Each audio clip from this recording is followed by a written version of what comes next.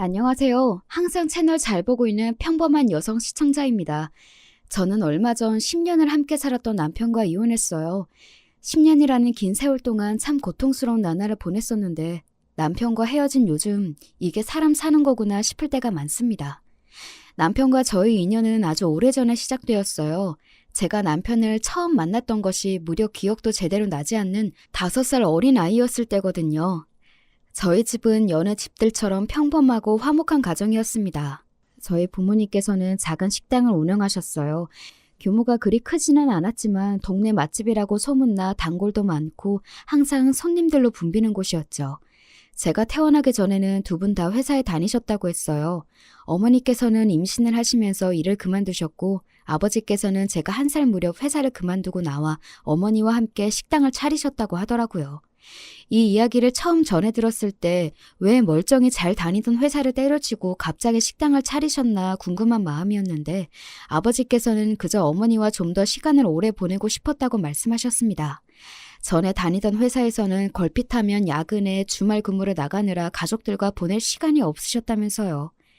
두 분 다 장사를 해보셨던 분들도 아니고 특출난 비법 요리가 있던 것도 아니라 처음에는 조금 버벅였지만 결국 부모님의 식당은 안정적으로 자리를 잡게 되었습니다. 정말 신기한 것은 저는 어렸을 적부터 단 한 번도 부모님께서 싸우시는 모습을 본 적이 없어요.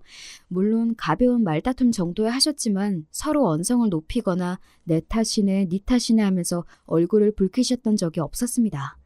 자영업이라는 게 신체적으로나 정신적으로나 참 힘든 일이고 서로 부딪힐 일도 많았을 텐데 어쩜 그렇게 사이가 좋으실 수 있었는지 모르겠어요. 물론 두 분 다 불같은 성격이 아니시기도 했지만 그만큼 사이가 좋은 부부였고 아버지께서는 항상 저보다 어머니를 먼저 챙기시는 분이었어요.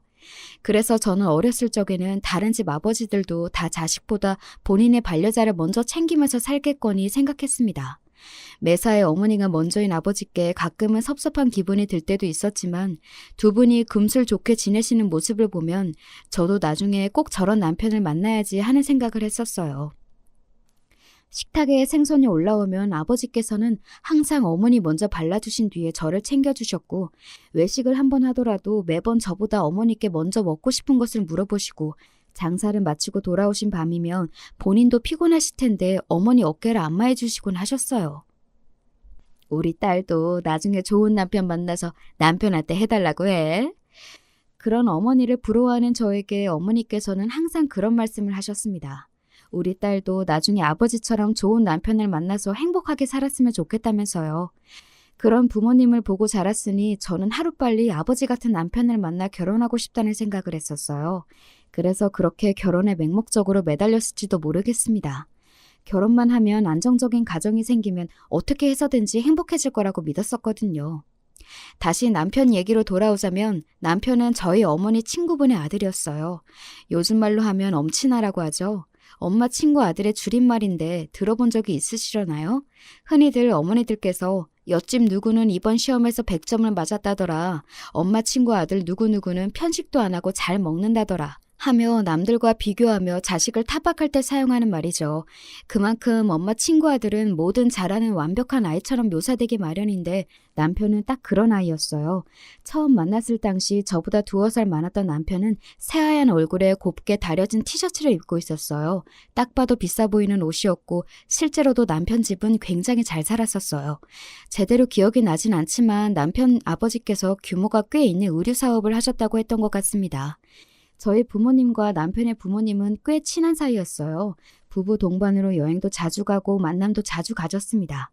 남편의 어머니와 저희 어머니께서는 고등학교 동창이었는데 학교를 다닐 당시에는 그리 친한 사이가 아니었지만 우연히 타지에서 만나 사이가 가까워졌다고 했어요. 마침 비슷한 또래의 자식도 있었고 여러모로 공통점이 많아 아버지들께서도 쉽게 친해지셨다고 하더라고요. 남편 집에도 몇 번 놀러 갔던 적이 있었는데 몹시 크고 화려했던 기억이 나요. 남편의 어머니께서는 항상 친절하셨고 남편 또한 제법 다정한 성격이었습니다. 2살 어린 여자아이를 귀찮아할 법도 한데 항상 저와 잘 어울려 주었고 어린 시절 저는 남편 가족들과 어울리는 것을 몹시 좋아했어요. 그러던 어느 날 비극은 갑작스레 찾아왔습니다. 제가 학교에 막 입학했던 8살 때의 일이에요. 저희 가족과 남편 가족은 그 해에 함께 여름 휴가를 떠나기로 했어요. 강원도의 한 캠핑장에서 함께 캠핑을 하기로 했고 남편 가족들이 미리 가서 준비를 해놓으면 저희 가족은 가게 문을 닫고 밤늦게 출발을 할 예정이었습니다. 그날따라 마감 시간까지 손님이 너무 많아 출발이 많이 늦어졌고 설상가상으로 밤부터 예보에도 없던 비가 쏟아지기 시작했어요. 잠깐 지나가는 소나기인 줄 알았건만 비는 멈출 낌새가 없었고 아버지께서는 도저히 이런 늦은 시간에 저 비를 뚫고 캠핑장까지 운전해서 가기는 무리라고 생각하셨다고 합니다. 결국 남편 가족에게 내일 날이 밝고 비가 그치는 대로 가겠다 연락을 보내놓고 잠에 들었어요. 다음날 아침에도 비는 여전히 내리고 있었고 아버지께서 보고 계시던 뉴스에서 갑작스러운 폭우로 물난리가 나 이곳저곳에서 피해가 있었다며 보도하고 있었던 기억이 납니다. 부모님께서는 걱정스러운 목소리로 이런저런 이야기를 나누셨고 어린 저는 눈을 비비며 그냥 집에서 쉬고 싶다는 생각을 했었던 것 같아요. 남편 가족에게서는 답장이 오지 않았고 부모님께서는 상의 끝에 일단 캠핑장으로 향하기로 했습니다. 그렇게 저희 가족은 바리바리 짐을 싸 캠핑장으로 출발했어요. 운전을 해보신 분들은 아시겠지만 눈길 못지않게 빗길 운전도 정말 까다롭잖아요. 그렇지 않아도 캠핑장으로 가려면 산길을 굽이굽이 지나가야 하는데 도로도 험하고 길도 미끄러우니 좀처럼 속도가 나지 않았고 아침 일찍 출발했지만 늦은 오후쯤이 되어서야 캠핑장 근처에 도착하게 되었습니다. 캠핑장으로 가는 내내 이곳저곳 침수된 곳이 많이 보였고 경찰같이 보이는 사람들이 노란 우비를 입고 도로를 통제하고 있었던 것 같아요. 워낙 어렸을 적의 일이라 자세하게 생각은 나지 않지만 꼭 영화나 드라마에서나 볼 법한 장면이라 어린 마음에 신기했던 기억이 납니다. 캠핑장으로 가는 길목 앞에 차가 여러 대 세워져 있었고 사람들이 우비를 입고 바람을 맞으며 짐을 정리하고 있었어요. 아버지께서 차에서 내려 그 사람들에게 다가가 이야기를 나누고 돌아오셨고 낯빛이 좋지 않으셨습니다. 어제 물난리 때문에 캠핑장에서 사고가 났다고 하네. 커다란 나무가 쓰러져서 텐트를 그대로 덮쳤다고. 밤새 난리도 아니었대.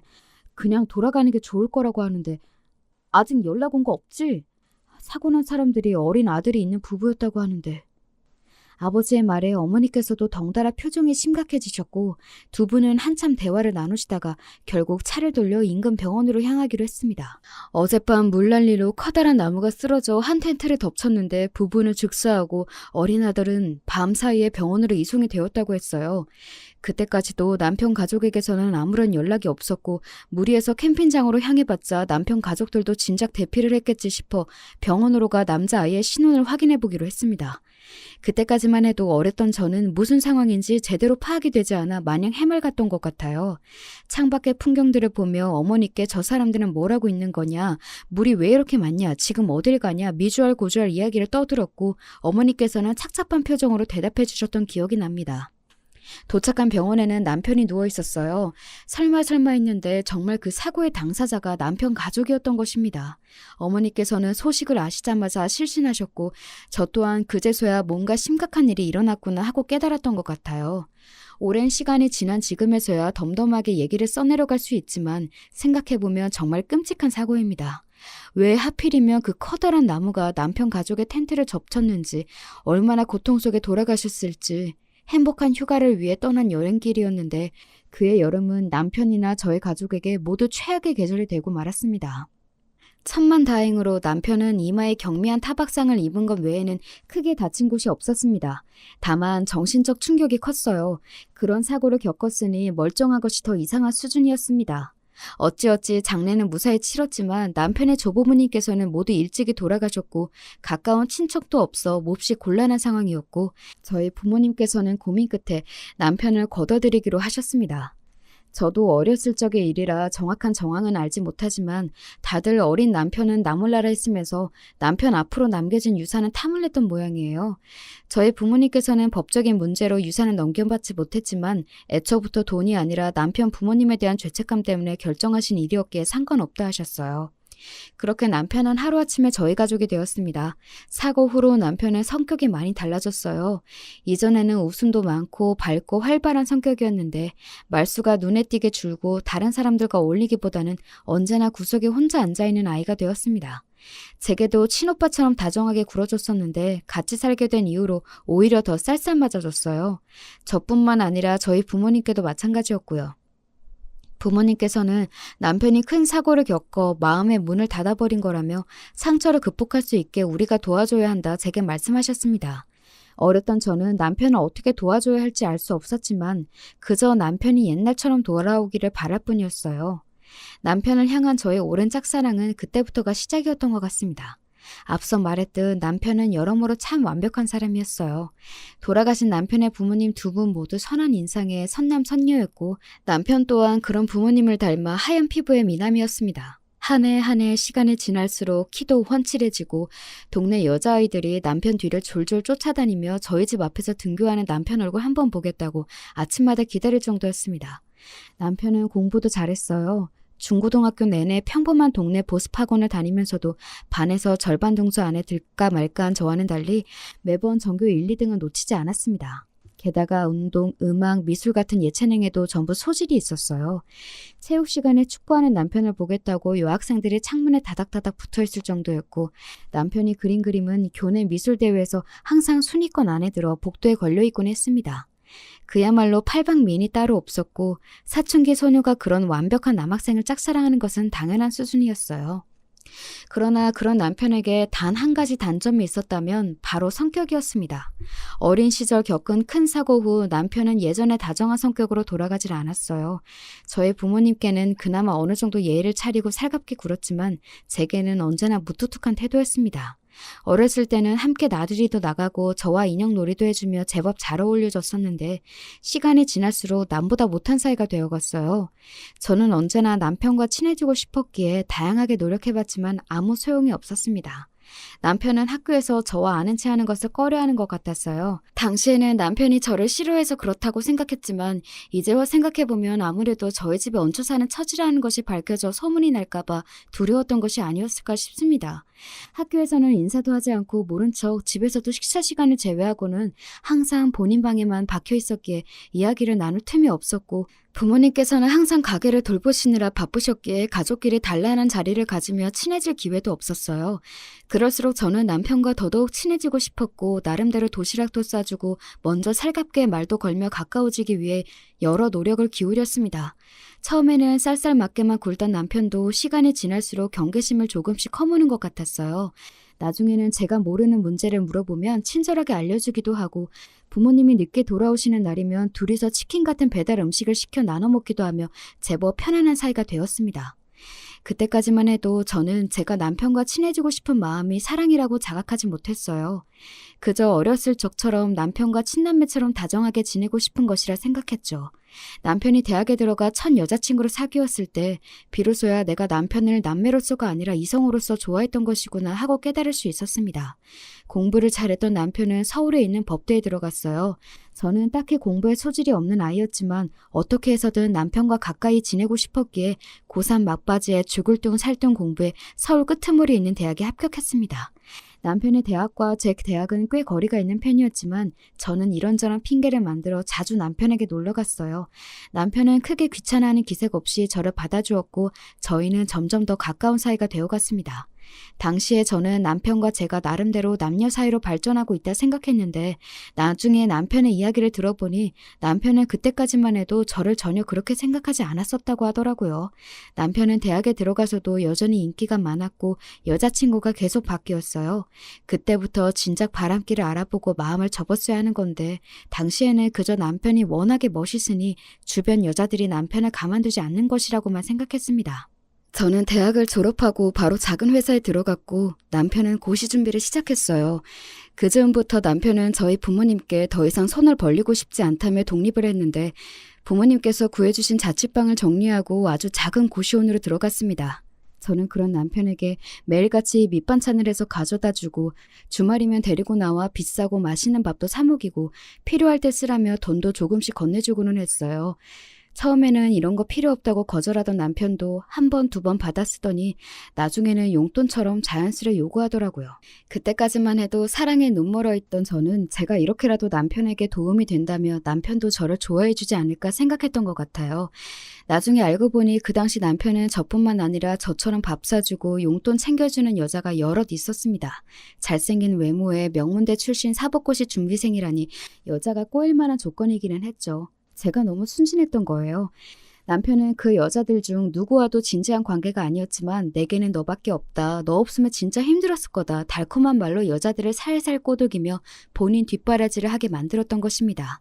저 또한 그 여자들 중 한 명이었고 모든 사실을 알게 되었을 때 어찌나 배신감이 느껴지던지요. 공부하려면 돈이 많이 필요한 거 알고 있잖아. 걔네들은 그냥 돈줄이고 같이 있을 때 진짜 마음이 편한 건 너밖에 없어. 넌 날 오래 봐서 다 알고 있잖아. 넌 다른 애들이랑 달라. 그렇지만 저는 바보처럼 남편의 사탕 발림에 또다시 넘어가고 말았습니다. 다른 여자들은 그저 돈줄이다. 공부하느라 돈이 필요해서 어쩔 수 없이 만나고 있는 거다. 다른 여자들과는 밥만 먹고 헤어지는 사이다. 그렇지만 너는 다르다. 그 한마디에 어쩜 그렇게 기분이 좋아지던지. 다른 여자들과는 다르게 남편을 어렸을 적부터 알아왔다는 사실과 마치 정실 부인이라도 된 듯한 자아도취감에 저는 남편이 다른 여자들과 어울린다는 사실을 알면서도 바보처럼 남편의 뒷바라지를 그만두지 못했습니다. 그렇게 몇 년여간의 뒷바라지는 계속되었어요. 그러면서 남편은 수도 없이 많은 여자들과 어울렸고 저는 그 사실을 다 알면서도 눈 감아 주었습니다. 결국에 남편은 내 것이니까, 남편이 진짜로 좋아하고 기댈 수 있는 사람은 나뿐이니까 하는 말도 안 되는 생각을 하면서요. 그렇게 여자들과 어울려 놀면서도 타고난 머리가 좋아서인지 남편은 결국 고시에 합격했습니다. 번듯한 변호사가 되었다니 축하할 일이면서도 한편으로는 마음이 불안해졌어요. 지금까지는 아무리 잘생기고 명문대 출신이라고 한들 한낱 고시생 신분이니 꼬이는 여자들이 저와 비슷한 급이거나 모자란 사람들이었는데 변호사가 되어버렸으니 나보다 더 잘나고 조건 좋은 여자들이 나타나지는 않을까 하는 생각이 들더라고요. 지금 와서 생각해보면 제가 남편에게 참 단단히 미쳐있긴 했구나 싶습니다. 그때는 온 세상이 남편을 중심으로 돌아가는 것 같았어요. 도대체 사랑이 뭐라고 그렇게까지 제 자신을 혹사시키고 몰아붙이면서까지 힘든 20대를 보냈는지. 이제와 후회해봤자 늦었지만 적어도 앞으로 다시는 같은 실수를 반복하지 않아야겠죠. 당시 저는 남편과 정식으로 사귀는 사이는 아니었지만 할 건 다 하는 사이였습니다. 통상 연인끼리 하는 것들이 있잖아요. 그런 밤을 보낼 때마다 저는 남편에게 우리가 무슨 사이냐고 묻고 싶었지만 남편에게서 기대했던 답이 나오지 않을까 두려워 입을 꾹 다물곤 했습니다. 남편은 고시에 합격한 후로 이리저리 바빠져 더 이상 예전처럼 저와 연락을 자주 하지 않았어요. 전화를 걸어도 항상 바쁘다, 나중에 연락하자며 끊어버리기 일쑤였고 저밖에 없다며 다정하게 굴어줄 땐 언제고 한순간에 변해버린 남편의 태도에 마음이 몹시 초조해졌습니다. 오빠, 나 임신했어. 그렇게 초조한 나날들을 보내던 차에 몸이 뭔가 이상했어요. 잠을 자도 피곤하고 이상하게 아랫배가 생리 때처럼 무거운데 또 막상 생리는 시작되질 않고 혹시나 하는 마음에 테스트를 해보니 정말 선명하게 두 줄이 떴습니다. 전혀 생각하지도 못했던 임신이었어요. 처음에는 당혹스러운 마음이 컸지만 솔직히 말해서 하늘이 내려주신 선물 같다는 생각도 들었습니다. 남편을 제 곁에 붙잡아둘 수 있는 유일한 방법처럼 느껴졌어요. 남편과 저는 원래부터가 부부가 될 운명이 아니었을까 하는 말도 안 되는 생각까지 들었습니다. 임신 소식을 전해들은 남편은 예상대로 그리 반가워하는 반응은 아니었어요. 고시에도 합격하고 이제 인생 필 일만 남았다 생각했는데 조건도 외모도 별 볼 일 없는 여자가 갑자기 임신을 해서 발목을 잡혔다 생각했던 것이겠죠. 진짜 임신한 건 맞아? 제대로 확인해봤어? 아니, 일단 나랑 병원 좀 같이 가자. 남편은 제가 거짓말을 하는 것은 아닌지 의심했습니다. 더 이상 본인을 붙잡아둘 명분이 사라지니 아이를 가졌다고 거짓말을 하는 게 아닌가 생각하는 것 같았어요. 물론 그런 남편의 태도가 상처가 되긴 했지만 저는 결백했어요. 아무리 남편을 사랑한다고 한들 있지도 않은 아이가 생겼다 거짓말로 자작극을 벌일 정도는 아니었으니까요. 그런 거짓말은 들통나는 게 시간 문제이기도 했고요. 함께 병원을 가서 제 뱃속에 정말 본인의 씨가 자라고 있다는 것을 확인한 남편은 한숨을 푹푹 내쉬었어요. 솔직히 말해서 전 그때 남편이 제게 아이를 지우라고 할까 두려웠습니다. 남편이 뭐라고 한들 절대 아이를 지울 생각은 없었지만 막상 남편 입에서 그런 얘기를 들으면 상처가 너무 클 것 같았어요. 아휴, 그래, 결혼하자. 그렇게 한참 동안 병원 의자에 앉아 한숨을 내쉬던 남편은 결국 마지못해 한마디를 내뱉었습니다.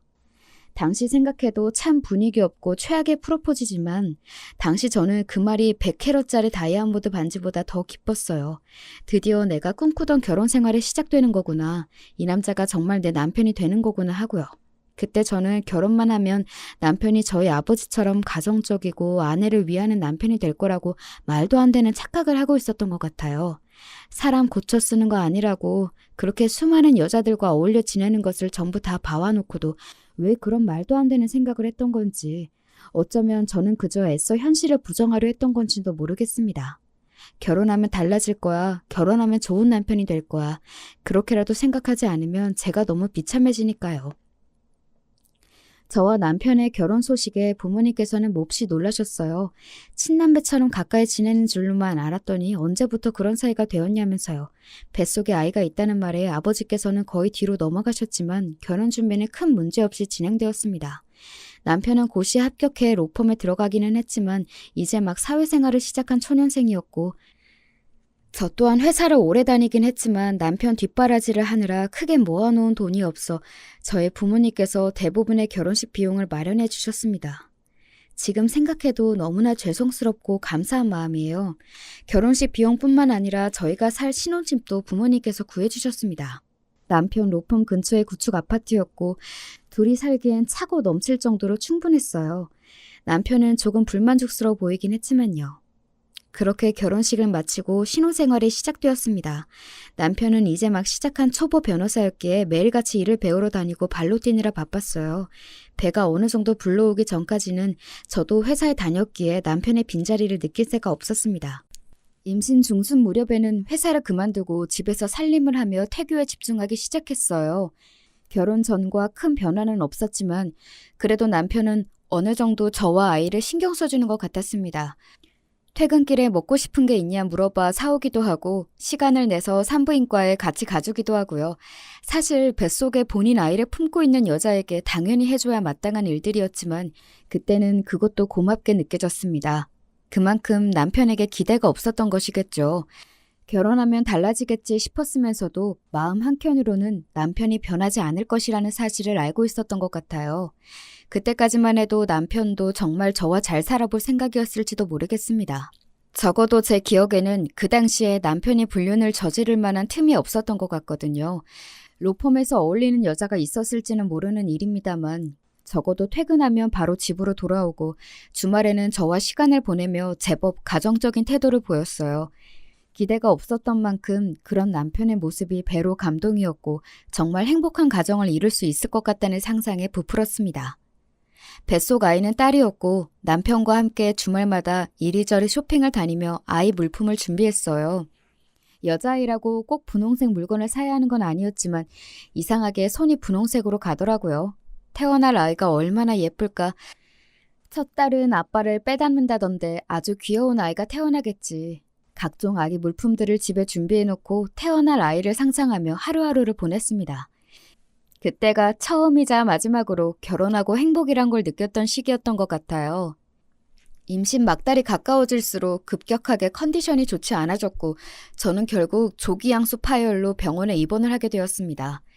최대한 버티다가 아이를 낳고 싶었지만 상황이 여의치 않아 30주를 채우지 못하고 딸아이를 출산하게 되었어요. 아이는 1.5kg으로 아주 작았고 태어나자마자 신생아 중환자실에 인큐베이터에 들어갔습니다. 스스로 몸조리를 하기도 힘들었지만 아이가 너무나 걱정이 되어 매일같이 울며 밤을 지새웠어요.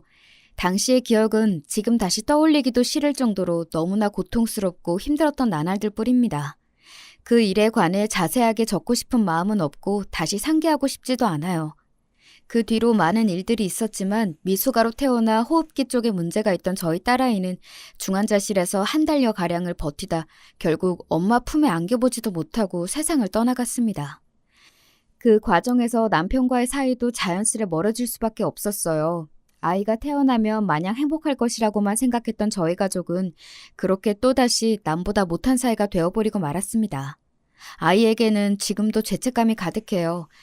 병원에서는 그 누구의 잘못도 아니다. 세상엔 피할 수 없는 일이 있는 법이다. 산모님 탓이 아니다. 저를 위로했지만 설령 정말 그렇다 한들 엄마로서 아이에게 미안한 마음은 죽는 날까지 지울 수가 없을 것 같습니다.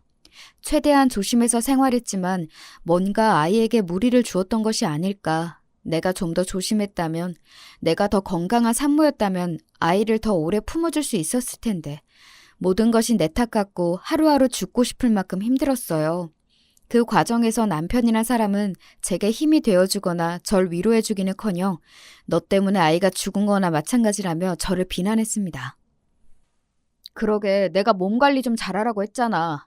하는 거라곤 집에서 밥하고 빨래하고 누워있는 것밖에 없으면서 애 하나를 제대로 못 낳아? 그런 남편의 비난을 듣고 있으니 정말 제가 못난 엄마가 된 것만 같았어요. 남편과 저는 매일같이 서로 네 탓이네 하며 언성을 높여 싸웠고 점점 남보다 못한 사이가 되어갔습니다. 퇴근하면 제 시간에 맞춰 꼬박꼬박 집에 들어오던 남편은 차츰 귀가 시간이 늦어졌고 외박하는 날도 잦아졌어요. 어디서 뭘 하다가 이제 집에 들어오냐 물으면 너 꼴보기가 싫어서 로펌 사람들이랑 한잔 했다느니, 좁고 낡은 아파트 집구석에 숨막혀서 친구 집에서 자고 왔다느니 매번 제 탓이었고, 그런 말다툼에 지쳐 저도 점점 남편에게 말을 걸지 않게 되었습니다. 사실 당시에 저는 정말 심한 우울증에 걸려 있었어요.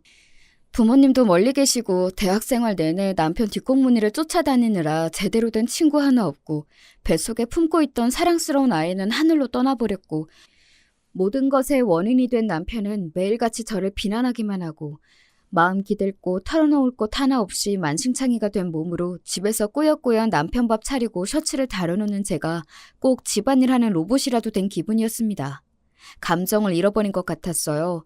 뭘 먹어도 아무 맛이 나질 않고 뭘 봐도 아무런 재미가 없고 매사에 아무런 느낌이 들지를 않았습니다. 남편은 그런 저를 보며 그 텅 빈 눈빛이 소름 끼치도록 싫다며 소리를 질렀어요. 저는 남편이 매일같이 외박하고 여자 향수 냄새를 묻히고 돌아오는데 아무렇지도 않냐며, 사람이 아니라 무슨 인형하고 사는 것 같다. 진짜 진절머리 난다. 그 상황에서마저 저를 비난했습니다. 남편의 본격적인 불륜이 시작된 것도 그 즈음인 것 같아요. 제가 모든 것을 놔버린 사람처럼 텅 빈 눈빛으로 하루 종일 공허하게 앉아있기만 하니 남편은 대놓고 여자들을 만나고 다니기 시작했습니다. 처음에는 룸사롱 같은 술집을 드나들며 술집 여자들과 어울리는 것 같았어요. 매일같이 술에 취해 집에 돌아오고 양복에서는 싸구려 향수 냄새가 났거든요. 당시 저는 이미 남편과 저의 관계는 끝이 났다고 생각했고 더 이상 남편을 붙잡아둘 명분도 의지도 없었기에 그런 남편의 행동들을 보고서도 아무런 생각이 들지 않았습니다. 그저 기계처럼 남편의 밥을 차리고 집 청소를 하고 매일 아침마다 와이셔츠를 다려내줄 뿐이었어요. 제가 아무런 반응을 보이지 않으니 남편은 조금 더 대담해졌습니다. 제가 침실에 누워있는데 거실에서 다른 여자들과 사랑을 속삭이며 통화를 한다든가 휴대폰 통화 내용, 메신지 등 저질스러운 말들을 나눈 기록들을 삭제하지 않고 오히려 저 보란듯이 테이블 위에 올려놓고는 했어요. 남편이 여성 편력이 심하다는 사실은 결혼 전부터 너무나 잘 알고 있던 것이기에 그닥 놀랍지도 않았습니다.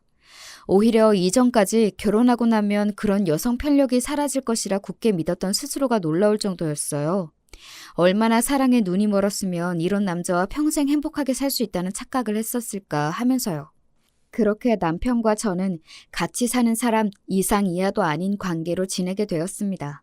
아이의 소식을 전해 들으신 부모님께서는 몹시 안타까워하시며 한동안 고향에 내려와 몸조리 좀 하고 편히 지내는 것이 어떻겠냐 물어보셨지만 전 거절했어요. 이런 텅 빈 인형 같은 모습을 부모님께 보여드려 걱정을 끼치고 싶지는 않았거든요. 마찬가지로 남편의 불륜 사실 또한 전혀 말씀드리지 않았습니다. 애초에 혼전 임신으로 하나부터 열까지 다 지원받아 한 결혼인데 행복하게 잘 사는 모습만 보여드리고 싶은 마음이었어요. 다행이라고 해야 할지 당연한 일이라고 해야 할지 그래도 남편은 명절이며 부모님 생신 때마다 선물을 사들고 고향에 함께 내려가기는 했습니다.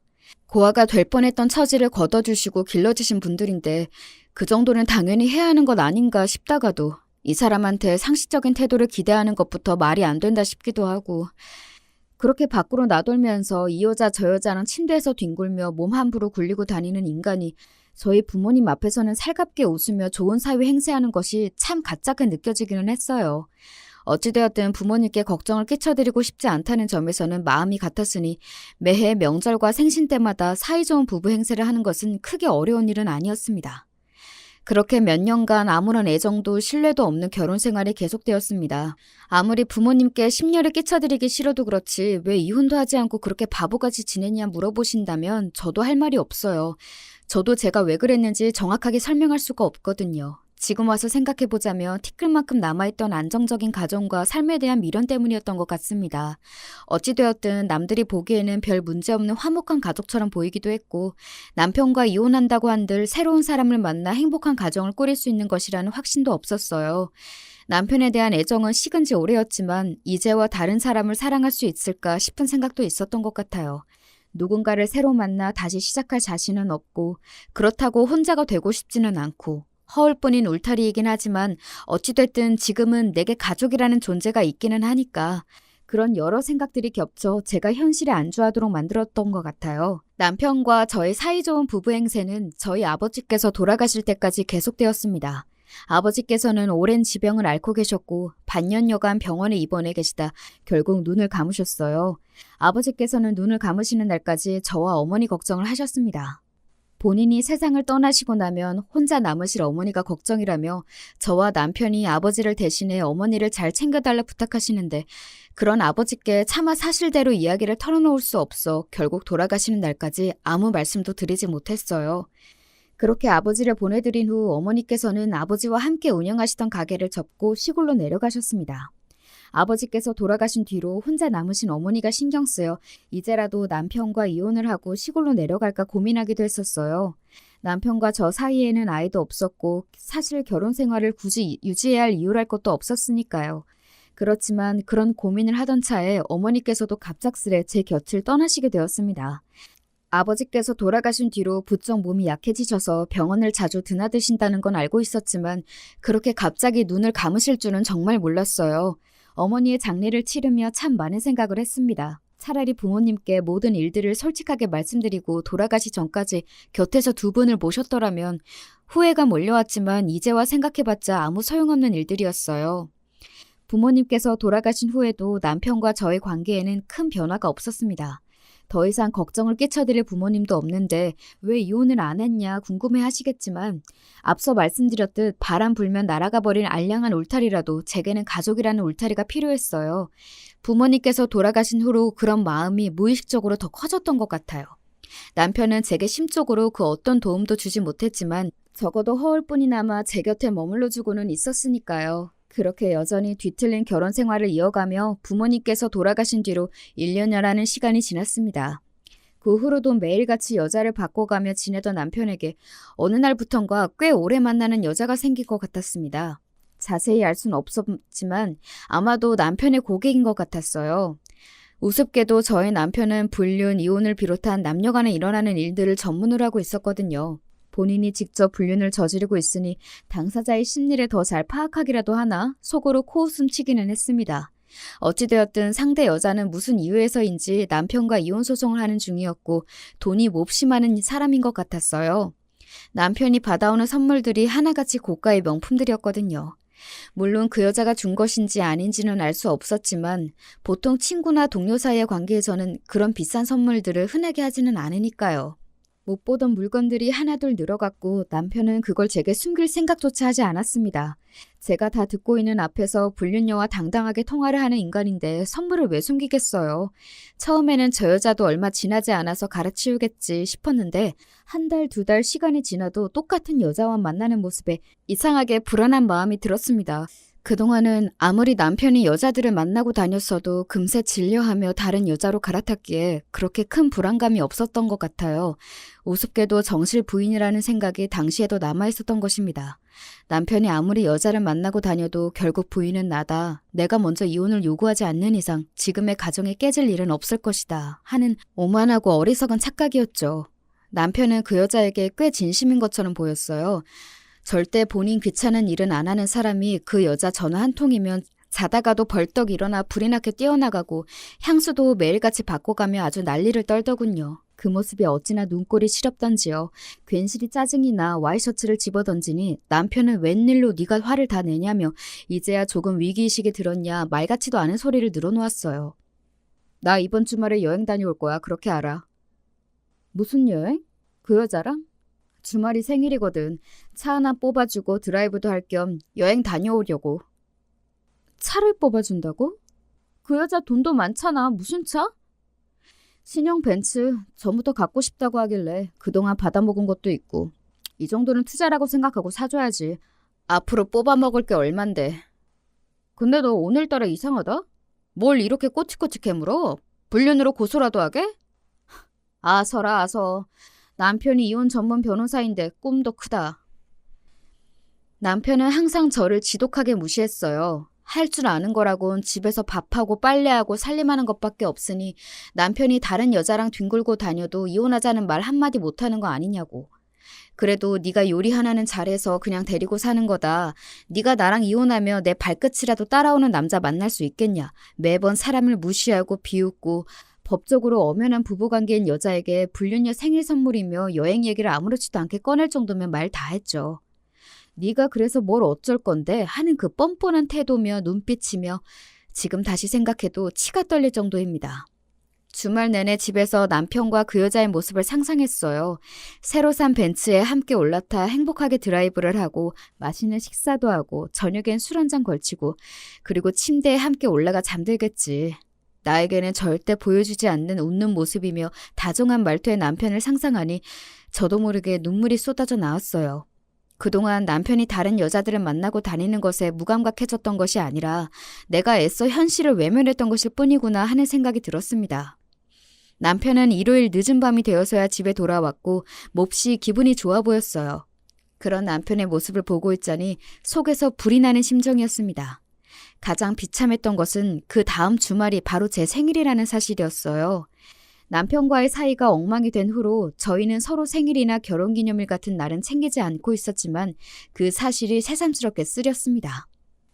여보, 이번 주말에 시간 좀 비워. 같이 나가서 저녁 먹자.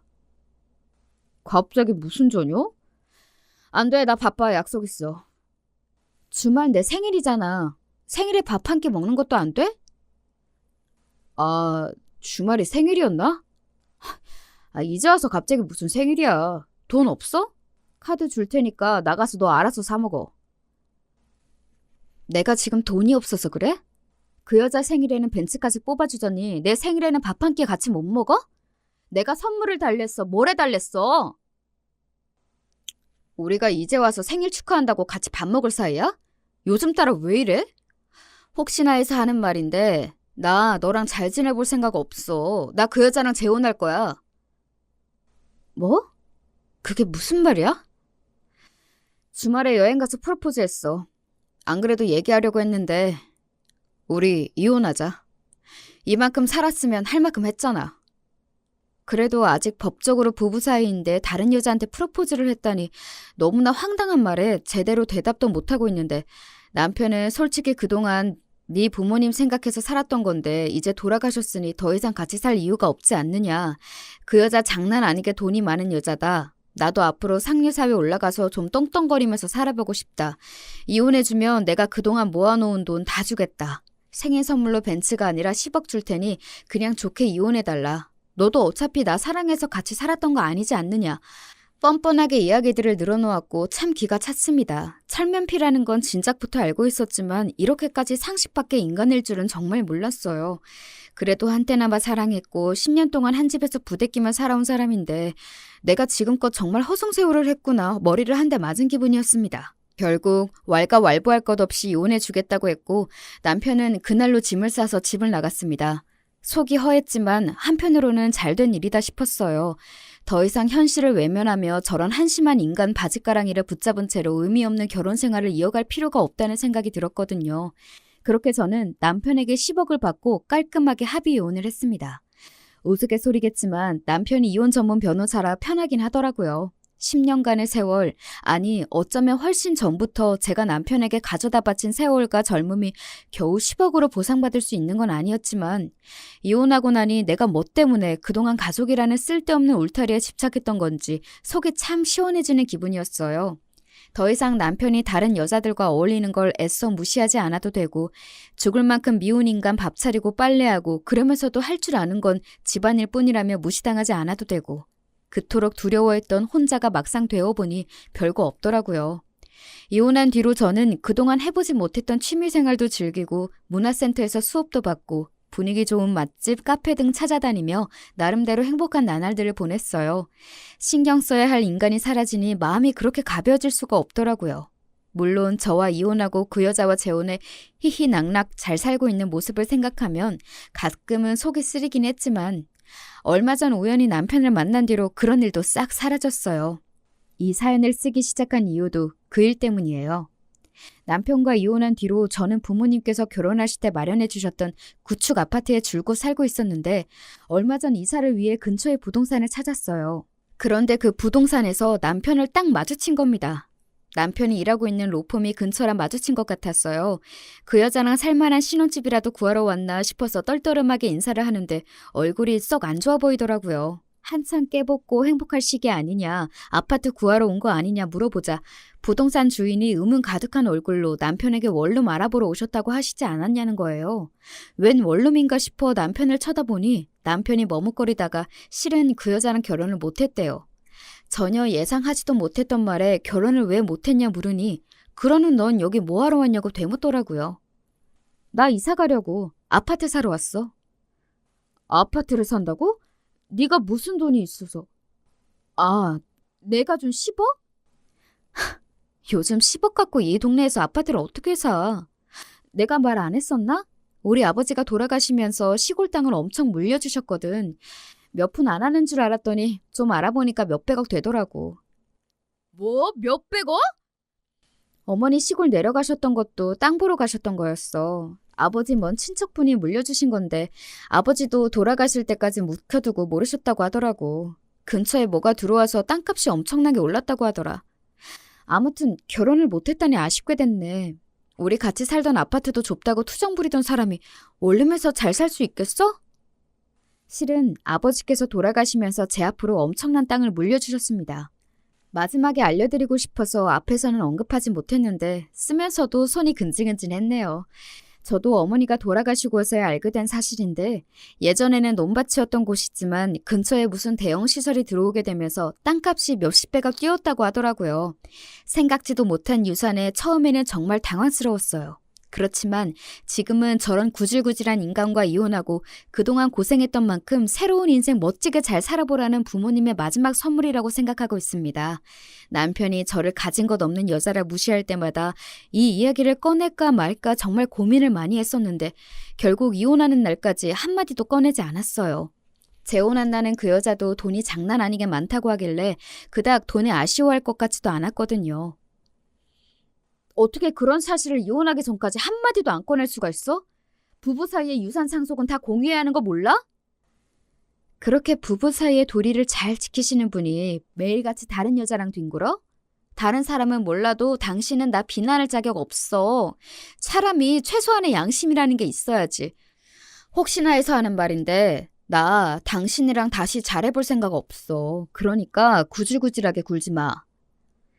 제 말에 남편은 얼굴이 시뻘개져서 씩씩대더니 책상을 발로 차고 밖으로 나가버렸고 나중에 부동산 주인에게 전해 듣기로는 그 여자에게 사기 결혼을 당할 뻔했다고 하더라고요. 자세한 내막은 모르지만 부자라던 여자는 알고 보니 개뿔도 없는 사기꾼이었고 남편은 그런 감언이설에 홀라당 넘어가 간이고 쓸개고 투자라며 다 빼주다가 결국 버림받은 거겠죠. 본인이 젊은 시절부터 해왔던 몹쓸 짓을 그대로 당한 거나 마찬가지니 다 본인 업보라고 생각합니다. 세상에 변호사라는 인간이 꽃뱀한테 사기를 당하다니 참 우스워요. 그 뒤로도 남편에게 몇 번 연락이 왔지만 당연히 다 무시했고 지금은 잠잠해진 상태입니다. 저는 아직 부모님께서 구해주신 구축 아파트에 살고 있어요. 생각해보니 이 정도면 혼자 지내기에는 아무런 문제가 없고 부모님께서 직접 구해주신 곳이라 막상 떠나려니 아쉬움이 진하게 남더라고요. 물론 남편과 살았던 10년의 지긋지긋한 기억들도 함께 담겨있지만 이제 그 더러운 기억들 위에 저 혼자만의 새롭고 행복한 추억들을 차차 쌓아 나가보려 합니다. 이야기를 어떻게 마무리해야 할지 모르겠네요. 나름대로 속 시원한 결말이라고는 생각합니다만 지난 세월 동안 저 스스로를 너무나 돌보지 않고 살아왔던 것 같아요. 앞으로 남은 인생은 젊은 시절처럼 바보같이 스스로를 죽이지 않고 남에게 목매달지 않고 다른 누구보다도 저를 위해, 그리고 제게 마지막 선물을 남겨주신 부모님을 위해서라도 부끄럽지 않게 행복하게 살아가고 싶습니다.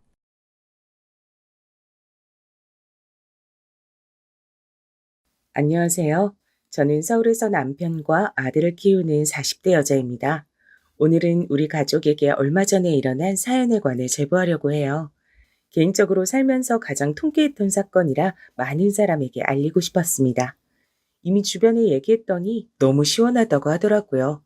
여러분도 제 사연을 듣고 부디 재밌는 시간 보내셨으면 좋겠습니다. 저는 충청도에 있는 한적한 시골에서 자랐어요. 원래 제가 태어난 지역은 충청도가 아니라고 하더라고요.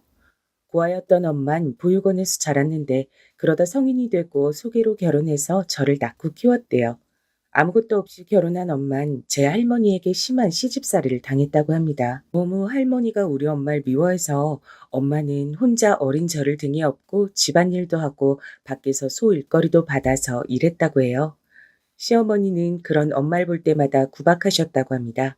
그래서 우리 엄마의 소원은 제가 나중에 결혼했을 때 당신처럼 시집살이를 당하지 않는 거였어요. 어찌나 할머니가 엄마를 괴롭혔던지 말만 들어도 기가 차더라고요. 그렇다고 제 아버지가 그렇게 잘난 사람도 아니었다고 합니다. 엄마는 당시에 그냥 사진만 보고 결혼한 거라 누군지도 모르고 결혼했는데 아버지는 남편으로서도 아빠로서도 엉망이었죠. 사실 기억도 잘 나지 않는 아빠는 제가 7살 때 이후로 본 적이 없습니다. 왜냐하면 아버지는 사고를 그렇게 쳐서 엄마가 저를 데리고 도망갔거든요. 희미하게 기억나는 게 하나 있는데 아버지가 집안 살림을 다 때려 부수는 거였습니다. 안 그래도 가난해서 집에 살림이 몇 개 있지도 않았는데 아버지가 그걸 다 부쉈던 기억이 나요. 직업도 없이 집에서 엄마가 밖에서 벌어온 돈으로 술을 마시곤 하셨죠. 할머니는 그 모습을 보고 우리 엄마가 내조를 못해서 그런 거라고 오히려 엄마를 구박했다고 합니다. 또 제가 성별이 딸이라 아들이 없어서 저러는 거라고 말하면서 아들을 낳으라고 강요했대요. 할머니는 제가 아들이 아니라고 저도 미워하셨어요. 아빠는 날이 갈수록 정신을 차리는 것이 아니고 오히려 더 사고를 쳤다고 합니다. 그러다 노름에 빠져서 집에 사채업자까지 찾아오자 엄만 한밤중에 예고도 없이 절 데리고 도망쳤다고 해요. 뒤도 돌아보지 않고 몰래 모은 돈을 들고 집을 나오는데 그렇게 해방감이 들었다고 합니다. 무작정 버스터미널로 가서 제일 첫 차를 탔는데 그게 바로 엄마랑 제가 살던 시골이랍니다. 어딘지도 모르고 일단 멀리 가는 곳이라고 해서 덜덜 떨며 버스에 올랐다고 엄마가 말씀해 주셨죠. 고아라서 부모님도 친척도 없던 엄만 그때부터 절 혼자 키우기 시작했습니다.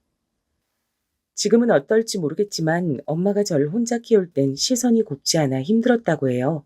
많은 사람이 있는 곳이 아니라 7살 어린 딸을 데리고 혼자 사는 여자를 신기하게 여겼다고 하더라고요. 일단 돈을 벌어야 해서 엄마는 시장에 있는 국밥집에서 일하면서 저를 키웠습니다.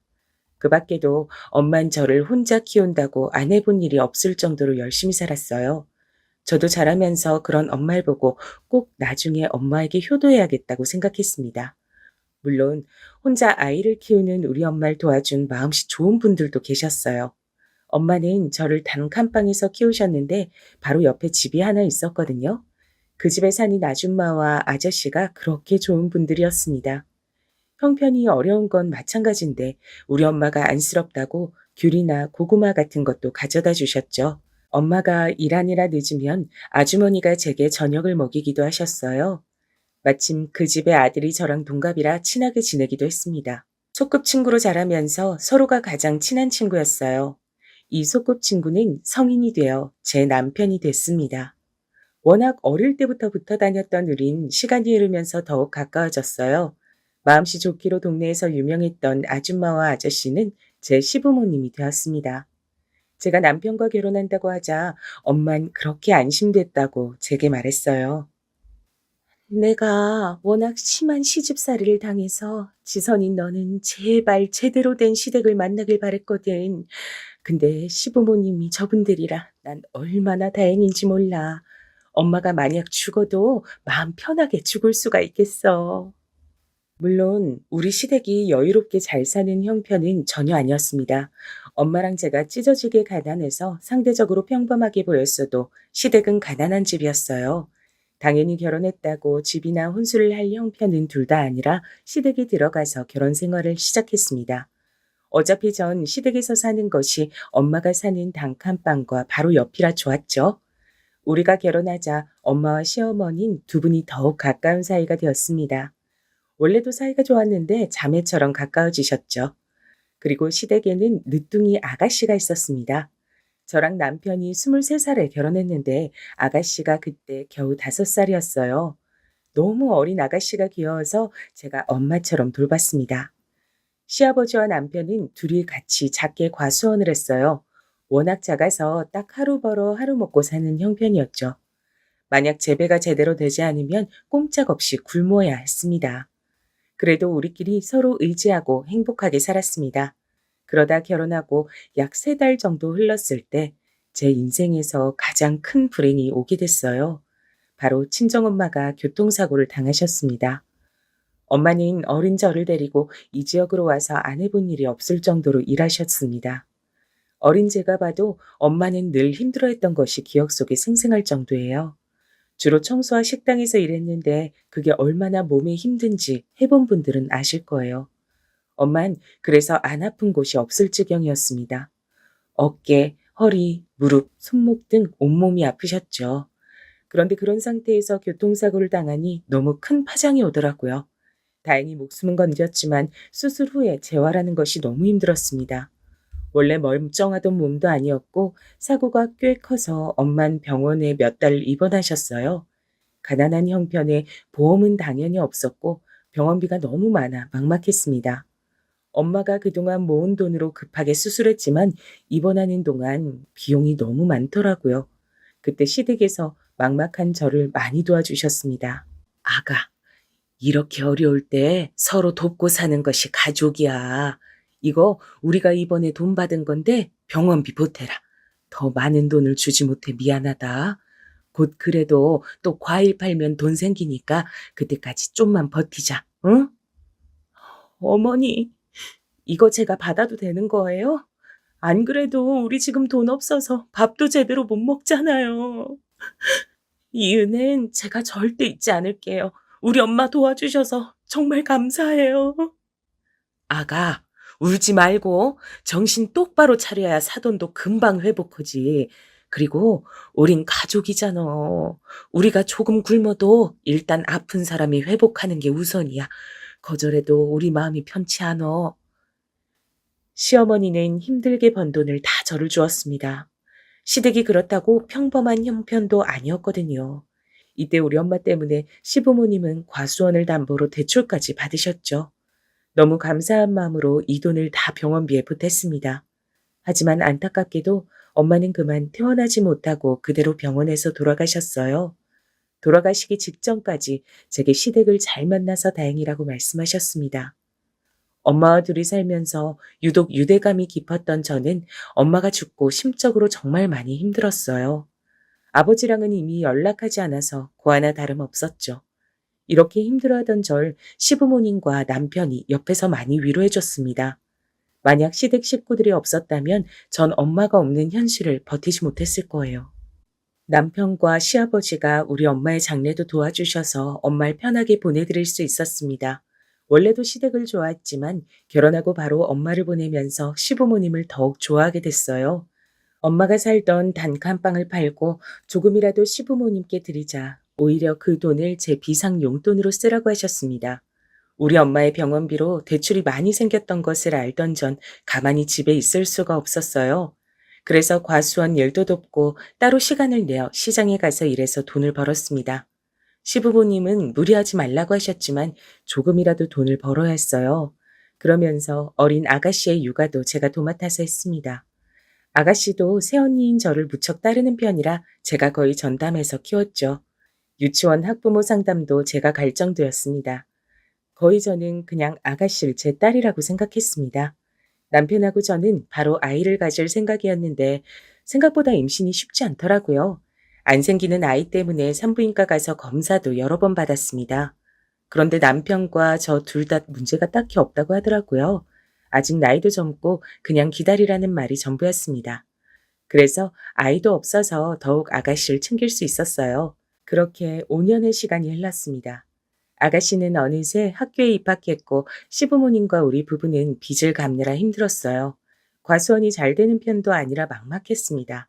이런 도중 우리에게 큰 일이 생기게 됐어요. 그건 바로 누군가 버린 담뱃불로 인해 과수원과 우리 집이 홀라당 불에 타게 됐습니다.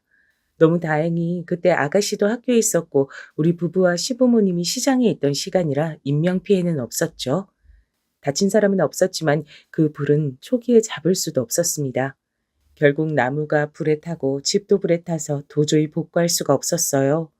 불이 꽤 큰 편이라 가구도 다 타고 말 그대로 망연자실이었습니다. 제 눈으로 보고도 믿을 수가 없었어요. 허망하고 황당해서 다 타버린 집을 보며 눈물만 흘렀습니다. 아이고, 이걸 어찌나. 그나마 있는 재산이라곤 집과 나무들이 전부였는데 이걸 어째. 이제 우린 어떻게 살아. 지금 빚도 많은데 어떡하나. 어떡해. 시어머니는 그 모습을 보고 땅을 치며 울다 실신까지 하셨어요. 현실적으로 우리를 도와줄 친척이 있지도 않았습니다. 급하게 기부를 받고 그나마 있는 돈을 다 모아서 단칸방 하나를 구해서 들어갔어요. 담배꽁초를 버린 범인은 찾았는데 노숙자라 보상을 받을 수도 없었습니다. 한순간에 재산이 없어진 우린 너무 힘들었어요. 5명이 단칸방에 다 누우면 자리도 제대로 있지 않았습니다. 그래도 이런 현실이 힘들었지만 시댁 식구들과 저는 최대한 긍정적으로 생각하려고 노력했어요. 당장 과수원을 계속할 수는 없으니 시아버지와 남편은 공장에 가서 일하기 시작했습니다. 시어머니와 저는 시장에 가서 할 수 있는 일을 알아봤어요. 일단 빨리 일해서 돈을 버는 것이 목적이었습니다. 일단 급하니까 일은 시작했는데 너무 힘들고 막막했어요. 단칸방은 여름엔 밖보다 덥고 겨울엔 밖보다 추웠습니다. 당장 먹을 것이 없어서 빵 하나로 5명이 나눠 먹기도 했어요. 남편과 시아버진 공장에서 주는 간식을 집에 가지고 와서 우리를 주곤 했습니다. 집이 불에 타서 안에 있던 현금과 가전도 모두 타서 진짜 빈털털이었어요. 전 그래도 우리 아가씨가 어디 가서 가난한 게 티나는 게 그렇게 싫더라고요. 그래서 없는 형편에 아가씨한텐 최대한 아끼지 않았습니다. 너무 배가 고픈데 쌀이 없으니까 배가 부르다고 거짓말하기도 했어요. 그래도 시부모님이나 남편이나 다 사치나 도박 같은 것엔 전혀 관심이 없어 다행이었습니다. 그러다 공장에서 일하던 시아버지가 허리를 심하게 다쳤어요. 한동안 일을 할 몸 상태가 아니었습니다. 수술하거나 그런 정도는 아니어도 움직이는 것이 불편한 상태였어요. 그래서 시아버진 단칸방에 누워 있었는데 수입이 줄어드니 더욱 힘들었죠. 남편은 제게 울면서 자기가 배라도 타서 원양 어선에서 돈을 벌겠다고 하더라고요. 최대한 가족들 앞에선 씩씩하고 긍정적으로 버티던 저도 그때쯤 무너지게 됐습니다. 당장 아가씨가 소풍 갈 때 용돈도 못 주는 형편이 너무 싫었어요. 그런데 여러분, 하늘이 무너져도 솟아날 구멍이 있다는 말 아시죠? 전 그 말을 전적으로 믿는 편이랍니다. 왜냐면 진짜 제가 직접 그 경험을 했거든요. 마침 제가 일하던 식당이 있었는데 그 사장님이 건강 문제로 다 접고 고향인 제주도로 가겠다고 하는 거예요. 그러면서 평소에 일을 잘했던 제게 인수할 생각이 없냐고 하셨습니다. 전 당장 먹고 살 돈도 없어서 인수할 돈이 없다고 했어요. 그러자 사장님이 며칠 뒤에 제게 말씀하셨습니다. 일단 그럼 제가 이어서 식당을 운영하고 나중에 돈을 달라고 하더라고요. 저는 기분이 너무 얼떨떨했어요. 아니, 세댁 형편도 내가 잘 알고 있고 또 그 집 양반들이 워낙 사람 좋잖아. 우리 식당 힘들 때 일부러 와서 팔아준 거 내가 아직 다 기억해. 너무 고마워서 그래. 공짜로 주는 거 아니고 나중에 갚으라는 거야. 부담 가지지 말고 세대기 해. 알고 봤더니 사장님이 가게가 힘들어서 문을 닫으려고 했을 때 우리 시부모님이 많이 도와주셨다고 해요. 또 일부러 친구들도 데리고 와서 먹고 그런 식으로 장사를 잘 되게 해주셨던 거예요. 얼떨결에 백반집 식당을 인수한 저는 시어머니와 남편과 셋이 마지막 기회라고 생각하고 미친 듯이 일하자고 결심했습니다. 그리고 정말 새벽 5시부터 일어나서 식당을 청소하고 재료를 손질했어요. 들어오는 손님 한 명 한 명에게 최선을 다했습니다. 일단 깔끔함과 친절함을 잡으면 반은 성공한다고 믿었죠. 그렇게 열심히 일하니까 워낙 동네에서 평판이 좋았던 시부모님 덕분에 손님들도 고정적으로 생겼고 단골도 늘기 시작했습니다. 시아버지 병원비나 아가씨 용돈 정도는 무리가 되지 않을 만큼 식당이 잘 되기 시작했어요. 입소문이 나면서 수익이 생겨 단칸방을 탈출하게 됐습니다. 새로 집을 구해서 들어간 날 5명이 끌어안고 엉엉 울었죠. 제가 결혼하고 같이 살면서 참 많은 일이 일어났더라고요. 절대 현실에 안주하지 말고 꼭 힘들었을 때 기억해서 더 노력하자고 같이 다짐했습니다. 그러다 우연한 기회로 방송까지 타게 됐습니다. 확실히 방송이 나가니까 아예 옆 동네에서도 우리 식당에 오기 시작했어요. 가게를 확장 이전하고 2호점까지 낼 정도로 바빠졌습니다. 원래 좋은 일은 연달아 오기 마련이라잖아요. 식당이 매우 바빠지면서 드디어 우리 부부에게도 아기가 찾아왔습니다. 만약 우리가 단칸방에 살 때 임신했다면 너무 힘들었을 텐데 아기도 시기를 잘 맞춰 찾아왔어요. 두근거리는 마음으로 아기를 기다렸는데 제 인생은 뭐가 이렇게 험난한 건지 모르겠더라고요. 전 그냥 아기가 생겼으니까 더 많이 일해서 돈을 최대한 저축하고 싶었습니다. 그런데 무리했던 건지 그만 바쁘게 일하다 넘어졌는데 그대로 유산하게 됐어요. 그때 슬픔은 말로 다 표현할 수가 없습니다. 그냥 모든 것이 제 탓으로 여겨졌어요. 누굴 원망할 수도 없었습니다. 시댁집이 불에 탄 것은 그래도 가해자가 있었고 원망할 대상이 있었잖아요. 그런데 아기를 잃은 것은 하나부터 열까지 제 책임이었습니다. 제가 조금만 더 조심했으면 아기를 잃지 않았을 거예요. 너무 속상해서 그때는 식당도 나가지 않고 집에서 틀어박혀 울기만 했습니다. 우울함에 빠져 아무것도 하기가 싫었어요. 아기를 잃어본 분들은 제 마음을 아실 텐데 길거리를 지나갈 수도 없었습니다. 갓난 아기가 보이면 미친 듯이 부럽고 떠난 우리 아이가 불쌍했거든요. 미친 사람처럼 신생아를 보고 엉엉 울어서 불편함을 표현하는 엄마들도 많았습니다. 그래서 일부러 사람이 지나는 거리에 나가지도 않고 혼자 침대에서 울기만 했어요. 이런 저를 침대에서 꺼내준 사람은 바로 우리 이쁜 아가씨였습니다. 언니, 제가 우리 학교 앞에 진짜 맛있는 떡볶이 집 있다고 했잖아요. 이 떡볶이가 그 떡볶이예요. 언니랑 먹으려고 3인분 포장했어요. 튀김하고 같이 먹어요. 이거 먹고 싶어서 학교 끝나자마자 달려왔어요. 아가씨는 우울해하는 저를 위해 간식도 사오고 일부러 옆에서 자기한테 있었던 일을 말해줬어요. 친구랑 싸운 얘기, 시험이 어렵단 얘기, 학교 선생님 얘기 등 미주알 고주알 떠드는 것들을 보니 참 복잡한 마음이 들었습니다. 제가 처음 시집 왔을 때 우리 아가씨가 겨우 5살이었거든요. 그 아기가 어느새 커서 이렇게 학교에 다니나 싶었습니다. 제가 거의 키우다시피 한 우리 아가씨는 진짜 선하고 착했어요. 갑자기 집에 불이 타서 어른들이 힘들어해도 본인은 티를 내지 않았습니다. 아직 어리니까 충분히 아가씨가 느끼는 불편함을 표현할 수 있는데 아가씨는 그러지 않았죠. 오히려 어른스럽게 본인이 씩씩하게 다니는 것을 보고 제가 오히려 많이 배웠습니다.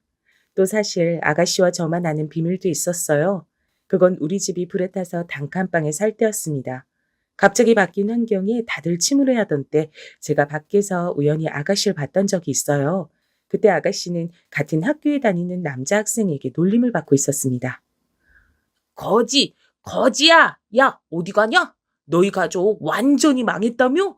불에 타서 과수원도 이제 접었다고 하던데. 너 가난해서 애들이 같이 놀기 싫대? 알아? 아냐고.